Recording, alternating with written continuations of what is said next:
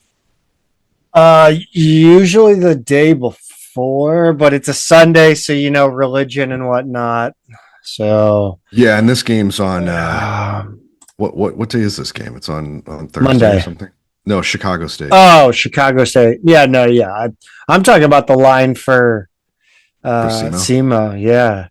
Well, actually, so just I guess I need to explain my thought process. I was already thinking about asking you to give me your score prediction for both these games. Then you started talking about the line, and I didn't have the context of what you're talking about because my brain was off thinking about the next thing I was going to do. So, sure. My apologies. Well, let's get to the next thing you're going to do, Zach. Does it have anything to do with a new broadcast partner? No, I wanted to hear your score predictions because I didn't get to it. Ooh, score predictions. First, SEMO. First, SEMO, I'll go. And if somebody out there actually cares enough, track us. You could track us. That would be. I'm not going to write it down. Hold us accountable. Yeah, exactly. So if anybody out there wants to hold us accountable, feel free to track. Do you want me to give you both of mine, or do you want to each do a SEMO and then each do a Chicago State? You do a SEMO first, and then I'll do Chicago. Like you do, like a snake draft. Yes. So that way you get a chance at Chicago State to listen. I'm going to go SLU 85, SEMO 67. Okay, I'm gonna go SLU 91. Wow. SEMO 69. All right. Nice. Okay. Nice. Good prediction. Yeah. And then SLU Chicago State. I'm gonna go SLU. They take it a little easy. 86 to 68. Okay. It's a little weird. It gets a little weird there for a while. I'm actually on this one. I'm going to go 94 to 70. No, that's not what I want. 94 to 64. All right. They're locked in. 94-64. They're locked in. The line for basketball. By the way, I got the thing from ESPN that says Bonaventure plays at 10 a.m., which I do appreciate that it suggests that to me. Mm-hmm. I wish ESPN Plus would just default to the Billikens. It knows my favorite teams. Yeah, for sure. That's my biggest, I'm a big bitch gripe. Like I'm a huge baby. That's the biggest one. Yeah, that's probably it. Do they have a line for us? This is terrible radio. Please help me out. The Billikens are minus 17.5. The over under is 149.5. And the money line is minus 2,000. This is brought to you by nobody. We wish. We'll take your getting. No, we won't. We did just strike that out, and then oh god. So I get your bets in, I guess, or don't. Actually, don't bet on SLU. Like I was saying, I have no interest in it. I tried it once, and I would do a futures bet. Like, give me SLU to win the national championship. I'll put whatever on that because it's just a lottery at that point. But no, I will not bet SLU game to game. No, it's a good way to go insane. I wonder if there are any props now. ESPN wouldn't. Wait a minute, hold on. Popular, no, just no. Nothing. All right. We'll get out of that conversation. Where are we at, Pete? Where are we at? Help me out. Speaking of gambling sites, FanDuel Sports Network. The Billikens will be on it this year, Pete. Again, I'm shocked. Shocked, I tell you. This is kind of as expected, right? So both games this week will be on it, along with at least 8 more games this season. We've got Tom Ackerman on play-by-play again, Troy Robertson on color commentary, Tamar Scher as the reporter, sideline reporter. But luckily for out-of-towners like me, ESPN Plus will carry these games being broadcast on FanDuel. So that's what counts the most, because some of those national broadcast games can get a little trickier. I do heavily appreciate, as I mentioned last show, I do heavily appreciate where SLU has stood in the local sports programming. I think everybody probably takes it for granted having actual, real professional announcers. Unlike that sloppy ass school up out east, Dayton. Right. Ackerman does. There's just a couple townies over there. There is you hear the difference immediately. Oh my God. And the graphics packages too. Yes. They're much better. Like the score bug is awful. And those that more, that Dayton, now New York will be, even New York's not, like Fordham and them aren't very good. Mm-hmm. Pete, this week, Robbie was named to the Kareem Abdul-Jabbar award watch list, which surprised nobody. No, he's definitely one of the more highly rated centers incoming this season. It would be how incredibly satisfying. I mean, it's not going to happen because, these awards exist to kind of prop up power conference programs, I think. But how satisfying would it be for Kareem Abdul-Jabbar to be Kareem Abdul-Jabbar? I mean, come on. Now, I was just going to say that I had not heard that nickname unironically in a long time. And I was kind of digging it. Like, I'm pretty jazzed that nobody mentions his nickname anymore. Like, I by all means, like, it's marketable. It's fun. But it's after a while, it's just like, okay, like we've heard them all. It's fine. Yeah. But I'm sure we're going to get like we no longer get the what is a Billiken graphic, like on the broadcast. We don't get that anymore. We get the explanation of all the names of the Rob. I want to get, no offense to Robbie, I'm not hating on Robbie here. I would like to get back to the stupid one where they always got to ask what a Billiken is. Mm-hmm. I hated it forever. I want to get nostalgic for that. I need that in my life. I've always looked at that as I want to be the level of program to where everybody knows who we are, so that it doesn't matter. They can't ask. It's like listening to like Creed or Nickelback now.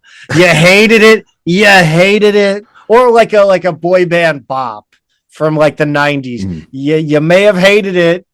You may have called it a word you shouldn't have called it. But I'll be damned if it doesn't come on the radio or Spotify or whatever you're on, and you're involved. You're not changing it if the first few bars of "I Want It That Way" come on. You're not happening. You're not. You know that you can sing them in tune. Pete, before we get into the recruiting talk, we need to talk about the biggest news out of Chaifetz. And this makes me happy, Pete. Mm-hmm. I know it does, Zach. It's something I've been pushing for the last 2 year or so. I think probably the year after City came on the scene. So that was when the eyes were opened up. That's right. We have talked about that on the show before. Like, because you were so excited about the stuff that was at City Park. Yeah. It was like, let's do something like this at Chaifetz. We got to get better food in there. And then that's the announcement here, Zach, is that there's a new slate of concession options this year. Yeah, it took, like I said, it took a year or so, probably longer than it should have.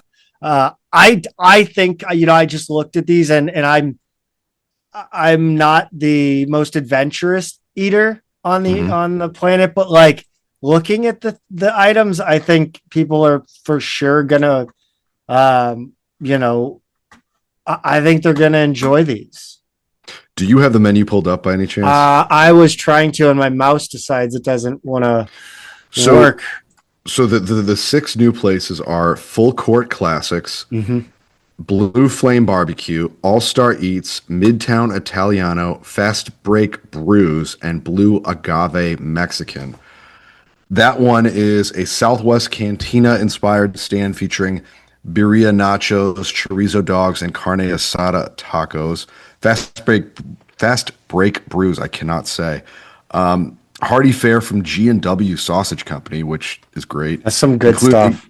Oh, Meg, yeah, I love that place, including the Sausalito's Chicago dog, bratwurst, and burnt end sausage. Midtown Italiano, chicken parm sandwich, meatball sub, toasted ravs, Oh yeah, flatbread pizzas. I'm all about the meatball sub. I had one of the was it I don't know, whichever Italian restaurants in City Park. I had the meatball sub and it was fire. I am all about a meatball sub. My brother-in-law hasn't been to St. Louis since my wife and I lived there 15 years ago. Oh, it was Anthony. Yeah, the Anthoninos is a great one. He had at Adriana's. He had the meatball sub at Adriana's, and he just brings it up randomly to me to this day. Let me see if I can share here real quick. Go ahead, keep talking. Sorry. All right, we've got. They also have ice cream sandwiches at Midtown Italiano from Sugar Witch. All Star Eats has. They call it a burger lover's dream with options like a brisket burger, bacon jam burger, boom boom burger with signature boom boom sauce. Gonna have to try that at some point. Blue Flame Barbecue, featuring award-winning barbecue from local favorite Pappy's Smokehouse. So Pappy's isn't going anywhere, including a pulled pork sandwich, pork rind nachos, and a barbecue platter. Okay, so you have a visual pulled up too. The last one, Full Court Classics, is the wing place, Zach. A lineup of signature wings in buffalo, barbecue, garlic parm, and Korean flavors. I just, even looking at this stuff, like, I mean, to me, it looks fantastic. Yeah. I mean, there's some of the stuff here that I probably just wouldn't go for. But so I'm all in on those wings up there. That pizza looks, I mean, I'm very sad, first of all, to see my 90-degree pizza. Your right angle pizza. My right angle pizza. I'm very sad to see it go. I don't know how. I want to see the whole pizza and how. I guess it has to be a rectangle if they're cutting it into right angles. Yes, I would assume. So okay, let's circle back to Full Court Classics because you're saying you would go for the wings. Yes, by far. I see. That's the of everything here. That's the last one I would go for because that's because I have a child's palate. It's not the palate. To me, it's a pragmatic thing. It's practicality because the last thing I want to eat when I'm sitting in a stadium seat is wings. Okay. Wings are between me and myself and whatever bartender is looking on. I am like, I don't want to eat wings socially.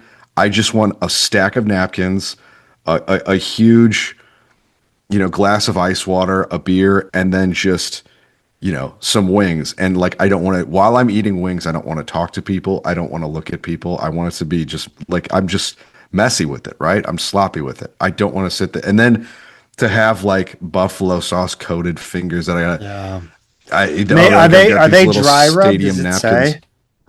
I don't think so. It doesn't say. I will say they probably should. I think these up here, again, my mouse is not working because it's cheap. These look dry rub to me. They do look a little more dry rub, like not like dripping. Yeah. And I mean, maybe they took that into account. Maybe they went with a sauce that doesn't run. Maybe. I would be curious to see how they handle that because it's all very scientific. I can't really get into it right now. It's not just me. I don't want to sit in front of or next to a guy who's eating wings. I just don't. That's discrimination. I don't care. I don't want to have any of that, splash on me. I think I'm intrigued by the dogs. I love G&W Sausage Company, as I said, and that's something that is a little bit easier to eat. Chicago dog, maybe not, just because there's so much on it. But I certainly love what they make. What else is standing out for you, though? I mean, the pizza is obviously one of my. Yeah. It's a go-to for me. It's a staple of my diet. You're gonna have to compare. Yeah, well, I tweeted out that we should probably do a taste test on some of these items. And I was hoping, maybe we could get a little deal with Chaifetz Arena to maybe like, hey, not an assessment, it's not a paid advertisement, but we'll talk about the new food and Yeah. we'll try it, and I'm sure there's at least something there we'll enjoy, right? They did a video with some players from the basketball teams, men's and women's basketball teams, and it seemed like it went over very well. Did you is the video's not out? I don't think so. No. Okay. I read about it. I thought I was going to be like in bad shape for this show. Like I didn't do my research here. Stu said something like, like they tested a few, and then like the players were like, "Can I take these? Can I bring them home with me?" like after they were done. Oh yeah, shooting, I did read. Hey, that, I want the rest of this. Midtown Italiano, I think, is interesting because you mentioned the pizza, which you've got to do a little comparison there. Yes. Toasted Revs, I think, are an absolute no-brainer. You have to. Chicken parm and meatball sub, I'm going to need a fork and knife for those because those are the messiest. I disagree, man. I gotta see it. But again, it's a thing of like, maybe I'm just a pig and a disgusting eater. But like, you're also I'm not going to myself eating a chicken parm sandwich in a stadium, and that's not the easiest thing to eat. Come on, call it what you really want to call it. Come on, that chicky parm. Come on, that did not come to my head at all. No. No. You being the Parks and Recreation fan that you are. You know what? It has been a while though. It's been a while. God. I don't remember every little thing from the show, especially not in that context. I mean, what would you change about full court classics if you're replacing the wings? What do you? I mean, maybe a boneless wing would have been probably. I mean, that's just easier. It's easier. That's just right? nuggies. That's just right. You don't have to. You don't need two hands, whatever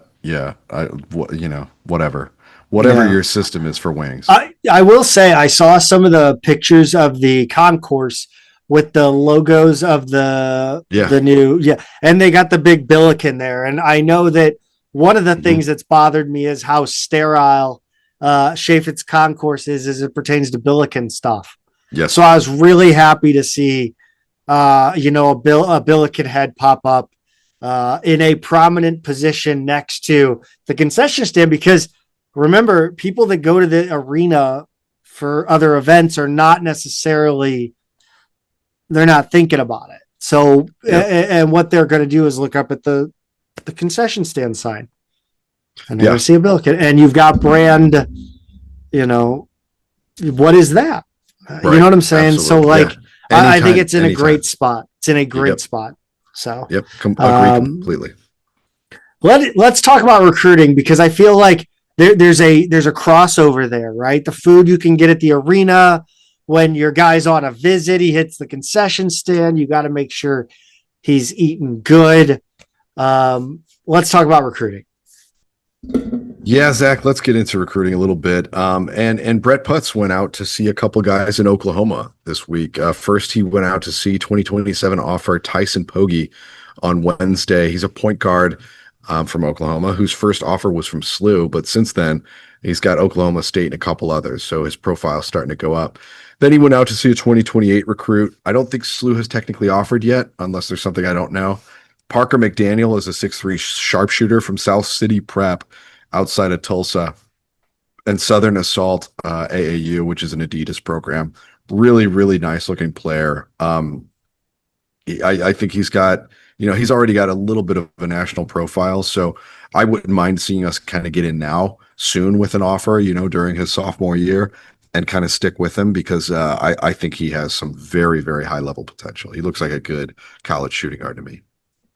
Pete, I do want to bring up something that we don't have in here, but the report out of it was a student apparently who attended the open practice for students.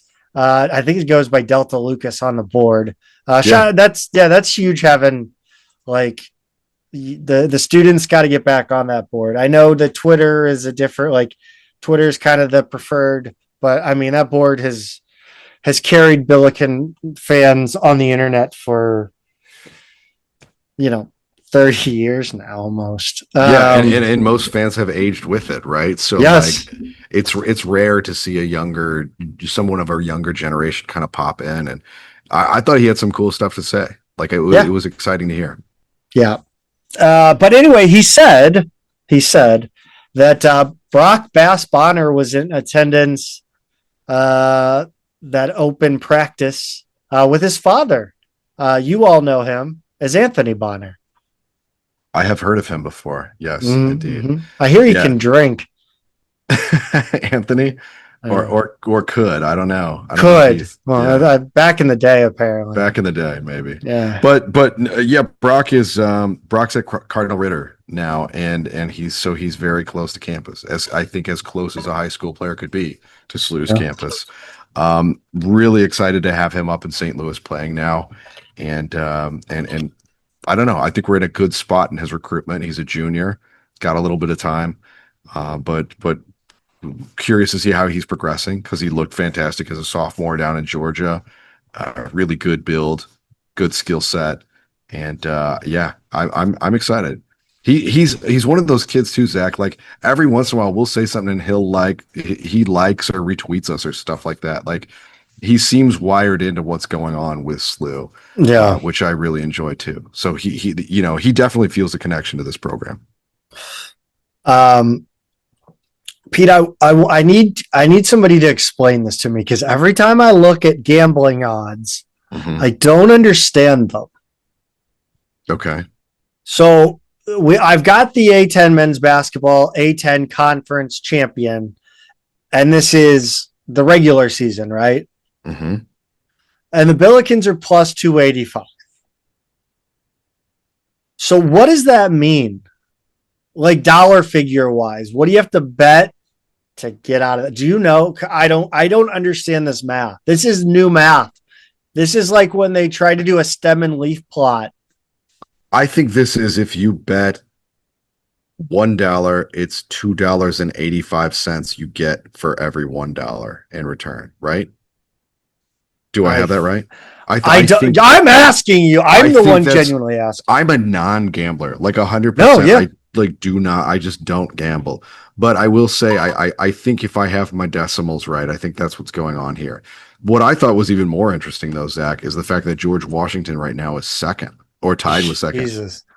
That is very weird. Like this order seems to me a little more out of whack than what the preseason poll was. It's more or less in line with that, but it's not the same order. And the fact that GW is number 2 is what is throwing me off. I don't know. I'm liking LaSalle, good value at plus 20,000. Yeah, that's right. So that would pay like $200 compared to $2.85 on the dollar. It's good value. Like you said, it's basically a lottery. It's good value. Let's run down this list. The Billikens are at plus 285. The Revolutionaries, like you said, are tied. Well, not tied. I don't know how do you say it? The Revolutionaries and VCU are at plus 350. The Dayton Flyers are plus 425. Loyola plus 700. The George Mason Patriots are plus 1,500. St. Joseph's is plus 1,600.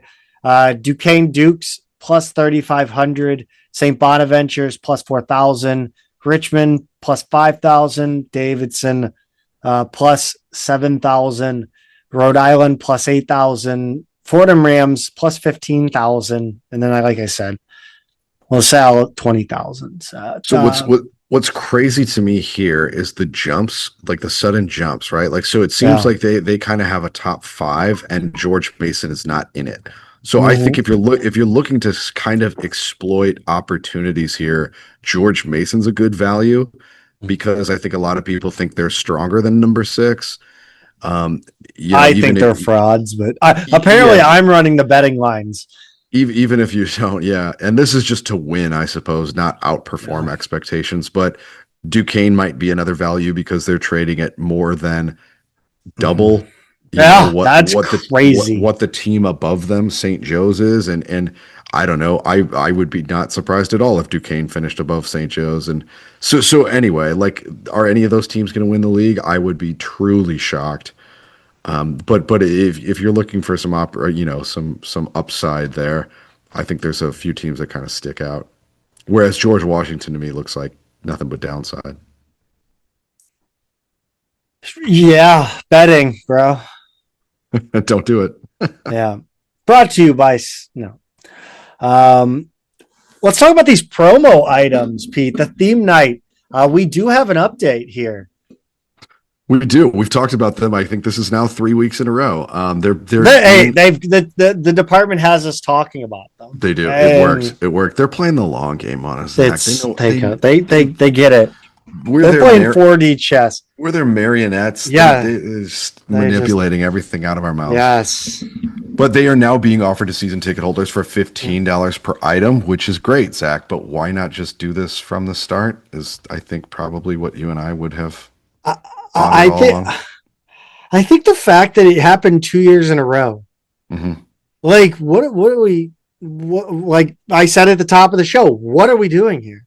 Yeah. Like if you don't like, how does nobody in the process, like you're working that out with FIVO again? I don't know how FIVO works, but how do you go through that process? You're like, remember when we did the thing and then people were like, why aren't you offering them to season ticket holders? And then we went ahead and offered them to season ticket holders, but now we're doing this again and they're saying we're not offering them to season ticket holders. Why are we doing that? Right. Yeah, why? I know, especially if that's the plan all along. I don't know. I don't get it. I mean, is stay woke here, right? That, to borrow a phrase from like 2007. Maybe they, I don't know. Like, I don't know. Maybe they didn't. Never mind. I can't even think of a good conspiracy. I can't. I mean, the only thing I could think of is that they were going to open it up, but they wanted to get. But that doesn't even make sense either. I don't know. Look, the bottom line is we're happy to be the squeaky wheel. That's what we do, Zach. We're happy to do it. And the Midtown Squeaky Wheel podcast. And if they pull this again next season, we'll do it again. I'm going to show receipts next season. I'm saving the video. Let's do it. Let's talk about the women's basketball team. Not a good result. A 74-68 loss in OT at Bradley, Wednesday the 29th. It was their second exhibition game. I didn't have any idea. When did you figure out this game was happening? That day. The day of, like literally that day, because I happened to, and I rarely do this, but I went to if you go to the composite calendar feature on SLU Billikens, I was like, like on desktop? Oh yeah. Yeah. Oh, you're old school. Yeah. Like, if I'm at work and I'm taking a little 5-minute break or whatever, mental break, I will go and check the calendar just because like, I hate when this happens to me all the time where I'll like remember, oh yeah, there was a soccer game tonight and it'll be like halftime or something like that. And I had just completely forgotten about it. So I've gotten in a better habit of like looking at their app or looking at the calendar. Anyway, I went to that and there was the women's exhibition game on there. And I was just like, I had no idea this was happening. I had completely like it missed me. So yeah, it doesn't help that like it's not on ESPN either. Like it's on the app. Right. By the way, the preview for the men's basketball, against SEMO, great picture of Kellen Thames. The blue jersey just looks phenomenal. Yeah, looks good in that uniform. Can't teach that. That's right. Can't teach that. He's a natural at that. Can't teach that. Let's see. Yeah, this. I mean, I doesn't look good. No, so what the best, what we got here, Zach, actually somebody did post a link to the play-by-play from Yeah. Bradley's website, which SLU did not have. So that was really helpful. But the gist of it was that basically they lost in overtime. Like they had to battle back. They were down by a lot in the third quarter, battled back, tied it, and in overtime, the kind of the wheels fell off. Didn't have much left there. Apparently, they didn't foul with about 30 seconds left. Bradley was able to burn a bunch of clock before finally getting fouled, and that was kind of it. And then also there was a weird incident after the game. JM 28. Yeah, I Do you not don't. want to get into it? Let's preface this Yeah. by saying this is an uncorroborated report. Okay. However, this person was at the Bradley men's game and may be located in that area, so it would. Yeah. Oh, he's definitely in Peoria, and I thought he was at this one too, but apparently, And I believe him. That claims he was. Yeah. I'm just merely covering my ass. You cover, yeah, and mine. Apparently, mine. Yes. I was just going to go right. Yeah. Into it. Yeah. No. So the report or a poster in the Discord said that Rebecca Tillett apparently started yelling at the Bradley staff a few minutes after the game went final. JMM, again, 28 from the Discord, said it was about someone she thought should be removed from the arena. So, I mean, I don't even know where to go with that. I don't know what to do with that, to be honest with you. I mean, it's not the first time we've seen or we've heard about a Billiken head coach yelling at somebody as they leave the arena. No, not the first time. But if we're going to go back to the game itself, Zach, I truly don't know what that was about. Alexia Nelson led SLU in scoring with 18. It seems like she and Nugent are going to be 1 and 2 any night, and maybe not always in that order. Nugent had 14, and Zakira Brown actually had 16 off the bench. She went 4 for 8 from 3. She's a freshman, by the way. If that's something she can do, that's a huge difference maker for this team. With Bergstrom normally being the shooter, and Bergstrom only played 4 minutes in this game, which I thought was really weird. Okay. Yeah. And meanwhile, Bell Tillett, 10 minutes. So make of that what you will. But it seems like Nelson and Nugent are going to be the top two. Brown, somebody else needs to emerge. I don't know why Bergstrom wasn't getting those minutes.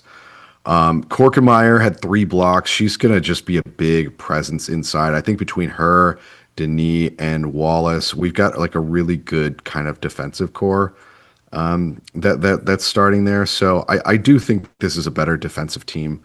But yeah, overall, still a lot of question marks about the scoring. Yeah, we'll see how it goes. It does bother me that I just don't know how Trianta Philly doesn't get any minutes at her height. It's one thing if that happens for one season, but when it's 2 seasons in a row, you got to wonder what's going on. Yeah. Where are they heading next? They're heading down to Missouri State, Springfield, Missouri. They are on Monday the 3rd, and they lost to the Bears 91-68 at home last season, if you remember that one. That team I do. Yeah, they were a good team. They went 26-9. They were 16-4 in the Valley. Now they were picked to finish 4th in Conference USA, which is where they are now that they've decided to leave the Valley to pursue football glory. I'm sure it'll go well. All 5 starters from actually they did really well last year in football. Yeah, fair enough. I never heard them mentioned once anywhere. I'm not really a college football guy, but. No, go. I'm not either. Go ahead and finish up, and I'll get that for you. Well, I was just saying all 5 starters from last year's team are gone. Faith Lee is a preseason all-conference player, transferred in from Little Rock. She scored over 14 points a game there last season. Cayman Berkmeyer is the leading returner. She averaged 11.5 points a game. and 5.7 rebounds off the bench. And then Laney Douglas is a big who averaged 7 and 4 and led the team in blocks last season. So they've got some good pieces. They're probably going to be favored again in this game, I would say. Yeah, they're 5-3 right now. Their football team? Yeah, 3-1 in conference. There you go. It was a good move. It was all worth good it. for them. Middle Tennessee, Thursday the 6th, Pete. We're staying in Conference USA. We're staying in, which is the conference that I, from my era. So that is also, I think that's my era. That's my childhood, at least. Yeah, I mean, for I sure. guess my teenage years were A10. Yeah. No, okay, for sure. For sure, because I remember it was I was A10 in by the 8th time grade. you showed up on campus. Yeah, I was in 8th grade when they went to the A10. Okay. Or they were going... it might have been between my 8th grade and freshman year. Okay. Transition. So, yeah, but the funny thing now is Conference USA has literally 0 teams from that era. So none. just a different thing. But MTSU was picked to finish 3rd in the league. So they should be relatively even with Missouri State in terms of level of opponent. They also went 26-9 last season and 16-2 in conference play. But like the other team, the top 5 scorers are all gone.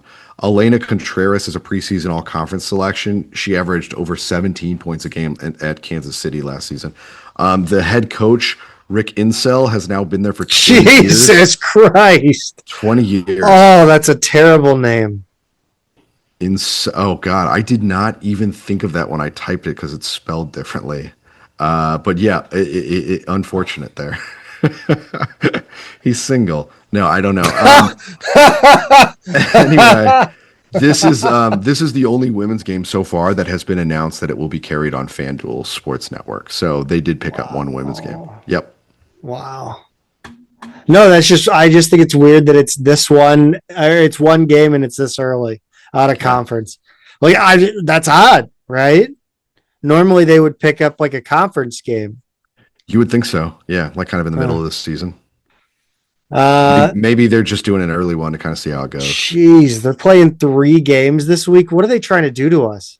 The third one is on Sunday the 9th, Northern Iowa. The other Valley, or the actual Valley, I guess I should say. Their head coach, Tanya Warren, is the Valley's all-time winningest women's basketball coach. Last year, they were 500, 17-17, 11-9 in league play. The Valley doesn't really have a proper preview. They have a preseason watch list. You and I had 4 players on that. Riley Goebel, Elise Yeager. We're hitting the greatest hits of just terrible last names. Bree Robinson and Taryn Wharton. They're all returners, but only Goebel, and that's how I'm saying her name, average double digits. Yeager and Wharton did play over 20 minutes a game, though. So I think they're not going to be quite as good as a Missouri State or Middle Tennessee. But you're right, Zach. 3 games in the next 7 days here. So they're going all in on the start to the season. And they don't have a lot of bodies. No, they don't. I got nothing. I'm still stuck on her last name. Talk to me about 2 Men in a Garden salsa. You said you said the name of a restaurant earlier in this show, and that's Antonino's, Zach. And their marinara, which is fantastic. Like, there's nothing I want to do more right now than take a toasted Rav and put it in Antonino's marinara. They sell it by the 24-ounce jar on 2 Men in a Garden's website. It's Kitchen Hub products, partner products. It's good stuff. I love Antonino's. It's great. You get your Greek, you get your Italian. You're on the hill. It's a charming family restaurant. I love it.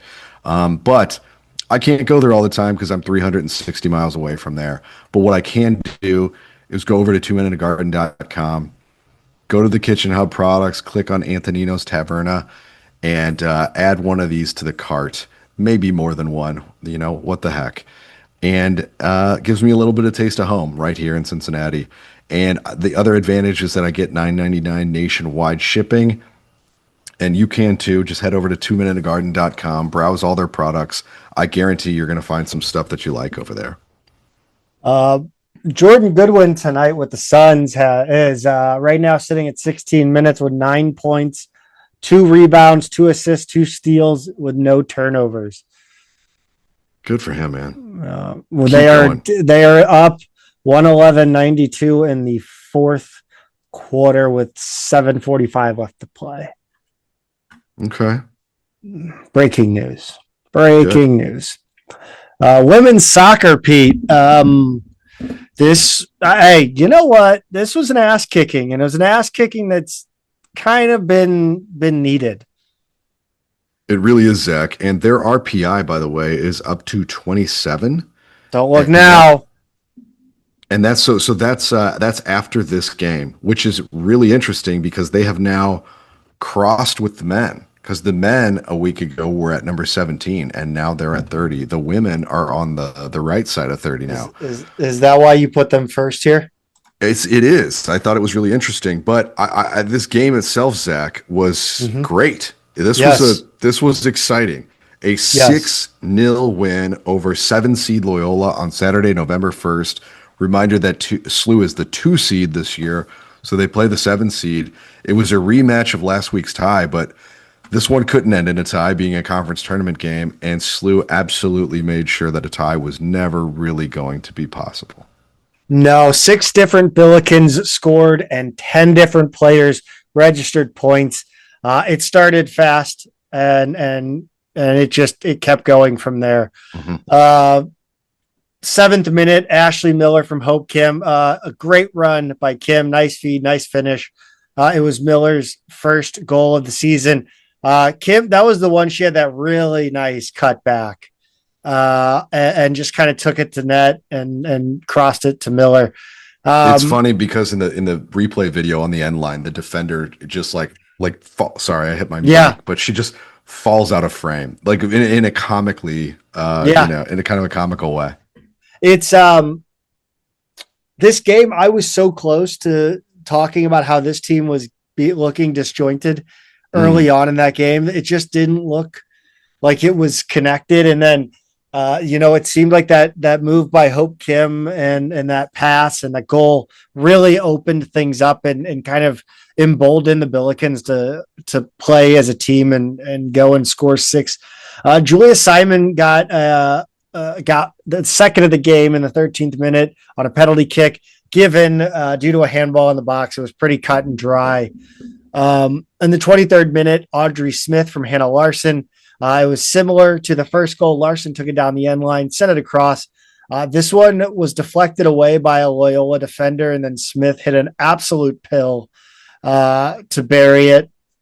62nd minute, Addie Brosder made a tough run through traffic, tried to feed it across to Hope Kim.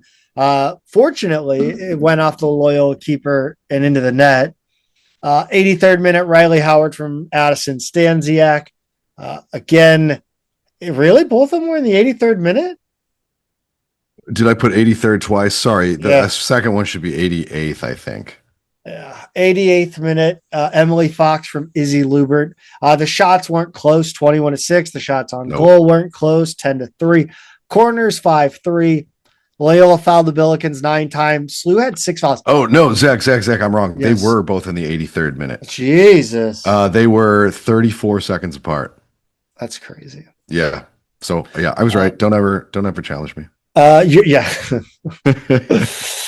This game, like you said, you said in our notes here, it felt like a throwback to the past seasons. And I'll tell you what, it felt like a throwback to like 30s British football, like the beautiful, like the origins of the game. My goodness, it's what Jim Ross would call a slobber knocker. Yeah. So this one, if you see that score, SLU 6, Loyola 0, I would have guessed that this was from 2022 to 24, right? Like one of those 3 seasons. It didn't feel like, that, especially coming off of that tie a week ago, like to turn around and then beat the same team 6-0 is just, I want to know what they did that week and if they can keep that going. Like, was this just a perfect storm, or is this the sign of like a team that kind of is clicking at the right time? Yeah. Talk about the A10 how the A10 tournament is shaking out. So 1 seed Dayton advanced, Zach, which shouldn't be a surprise. We I don't know. Watching all of the games that I did this season, I don't think there was a team that was really close to Dayton in terms of quality. So they beat number 8 seed LaSalle 3-1. Number 4 Rhode Island beat number 5 VCU 2-1, and then Fordham tied Duquesne 1-1, but then advanced 6-5 after a shootout. Went to the 6th round. So that's that game was there was some really great dramatic sports this weekend, and this Duquesne and Fordham game was low key one of them.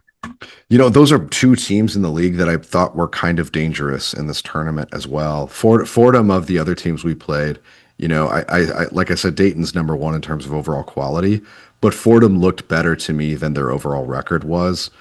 And so I wonder if they could give Dayton some problems on the other side of the bracket, because what happens here is they reseed. So Dayton's going to take on Fordham on Wednesday, November 5th in the semifinals. And then in the other side of the bracket, 2 seed SLU will have number 4 seed Rhode Island. SLU won 4-1 at Rhode Island 2 weeks ago. I wasn't impressed with Rhode Island at all. So if you told me you could have either Fordham or Rhode Island in the semifinals, I probably still would have picked Rhode Island despite their record. It'll be an interesting. It's going to be an interest. I'll be interested to see how Fordham does against Dayton. I think Fordham always has a decent soccer program.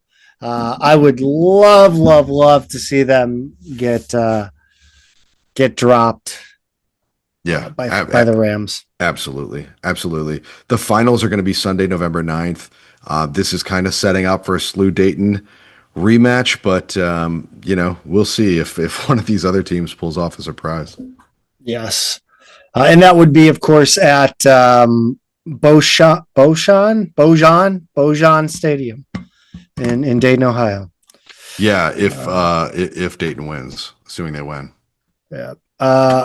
Let's talk about them on the men's side of things. The Billikens are sitting at RPI 30. U.S. soccer coaches, United Soccer Coaches poll 22, Top Drawer Soccer 25. They drew Rhode Island.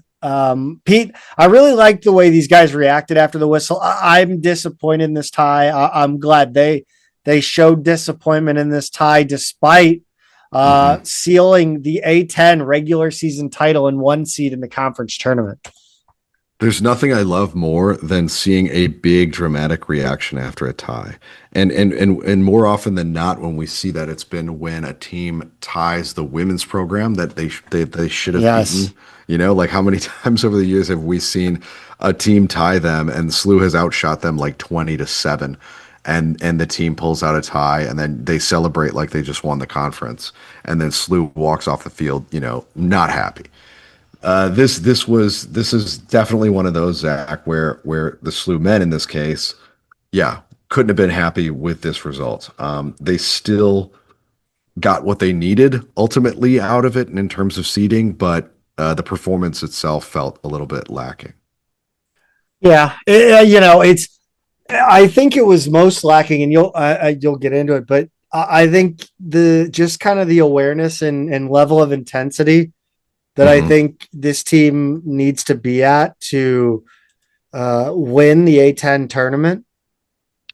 Yeah, that's right. So, and it showed up really in this first goal in the 41st minute. Rhodey struck first off a rebound, and a rebound, Zach. I mean, you just, with Abinell in goal with the back line, you don't really think of that being the way that you get to this team. So, yeah, that wasn't really, like, the rebound was inconsequential to me. It was just a really awful sequence for SLU in this one. It was a throw in, and it just looked like SLU forgot which way they were defending. Like in basketball, when they tip the ball off and then the guy goes down and lays it in on his own basket. It just felt like they threw the ball in.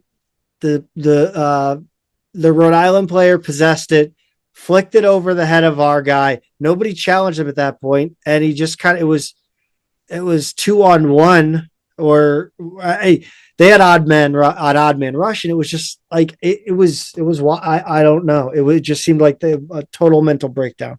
Mm-hmm. Yeah, so. for sure. I did want to bring up also out of I think it was in the second half kickoff, they played this kind of new strategy where you play it basically like a coffin corner or punt, or like a rugby like kickoff where you kick it as deep out of bounds as you can. And it didn't work quite as like to the point of, scoring right off of it, but they did get that goal back in the 47th minute. Yeah, they did pretty quick into the second half. Tanner Anderson had a super cool finish off a Kai Jaeger cross, basically using his back heel to flick it in. He was facing Jaeger, and I guess that would have been his his right foot. Yeah, I believe it was. Brought it up behind him and used his heel to flick it in. It was really, really a cool play. Very slick. Yeah, great goal. Why don't you run us down the stats? Yeah, so Abinell was great as always. 4 saves. He actually saved the tie with a point blank save with about 12 minutes to go in this game. Very impressive. Slew out shot. Well, before we get in the stats, I forgot about that. The review. They were looking for, I think, a goal. I think Rhode Island had scored a goal, and they reviewed it, and it was overturned or held. I think they called it offsides and reviewed it, or I don't remember, okay. But yeah, that was a little nervy there for a second. Yeah, for sure. Yeah, I don't remember the details either, but anyway, shots were 13-12 in SLU's favor, but Rhode Island had 5 shots on goal to just 4 for SLU. Corners 14-12, so overall pretty even in terms of statistics. But Zach, like I mentioned before, they got what they needed out of the game, and that was the 1 seed and the regular season title in the Atlantic 10, which means that they will take on 8 seed LaSalle on Friday, November 7th at home. SLU beat LaSalle 2-1 in late September on homecoming weekend, so it'll be LaSalle's second trip to St. Louis this season.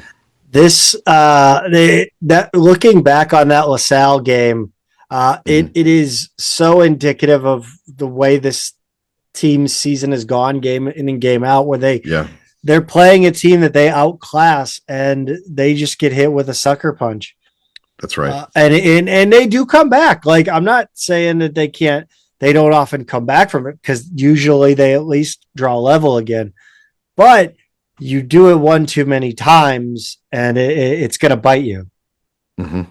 Absolutely.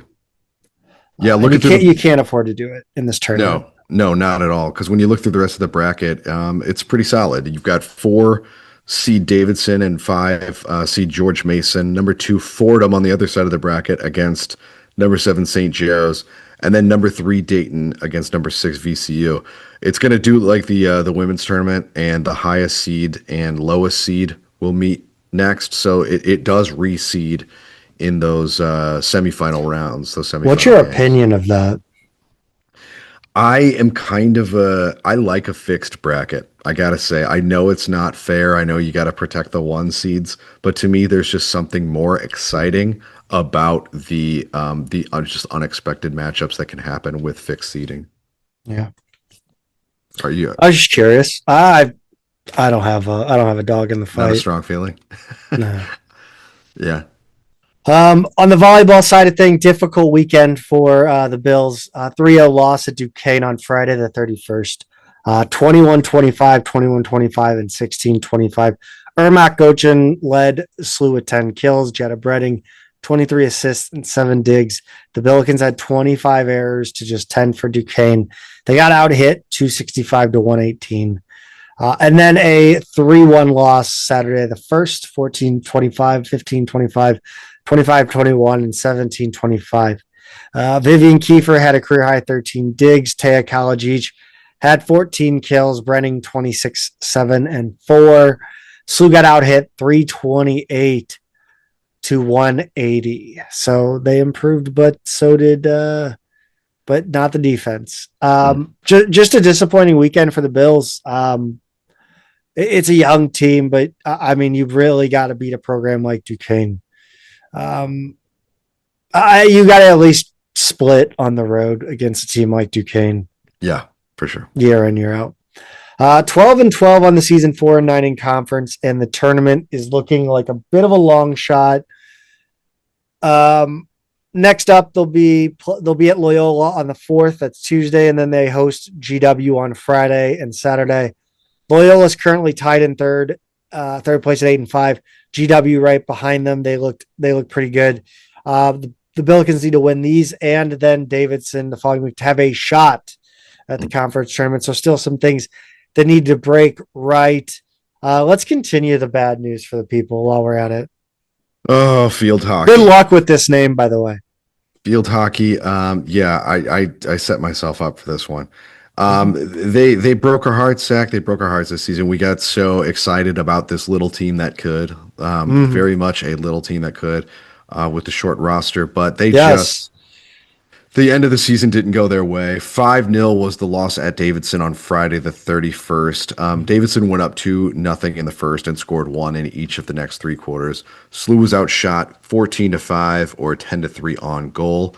Davidson's Sib Nachtgeboren from the Netherlands had a hat trick, or as they would call it in Dutch. Nachtgeboren. In Dutch, it's just a hat trick with no space. So pretty different. That's interesting. On Saturday the 1st, they drove a half hour south into Charlotte and lost 3-2 in a shootout, basically, after 2 overtimes at Queens. SLU went down 2-0, but scored 1 in the second quarter and 1 late in the fourth to force overtime. So a little bit of excitement. Olivia Smith had the first goal off assist by Macy Budd and Hazel Mary. Sierra Larson scored the tying goal off an Ella Etherington assist. Carrie O'Donnell subbed in at halftime in goal for the Bills and had 6 saves. SLU actually outshot Queens 27-15 and 19-10 in shots on goal. Corners were even at 12, but unfortunately the shootout just didn't go their way. Zach, that is a season wrap for the Bills. They finished 5-10 overall, 1-5 in the league, and honestly, they outperformed expectations based on the coaching situation and the short roster. Just seemed like they ran out of gas in the last few weeks. Yeah, and like you said early in that wrap up, a short roster, which is just brutal. I mean, this roster was smaller than other teams' travel parties. Mm-hmm. Travel roster, I should say, which is never a good sign. No. No, it is not. In the pool, Southwest Baptist and Rockhurst came to town, I believe. I believe it was here, Saturday the 1st. Men and women swept both. Tierney Cole won the 400-meter IM and the 200 breast, the only individual double winner for the women.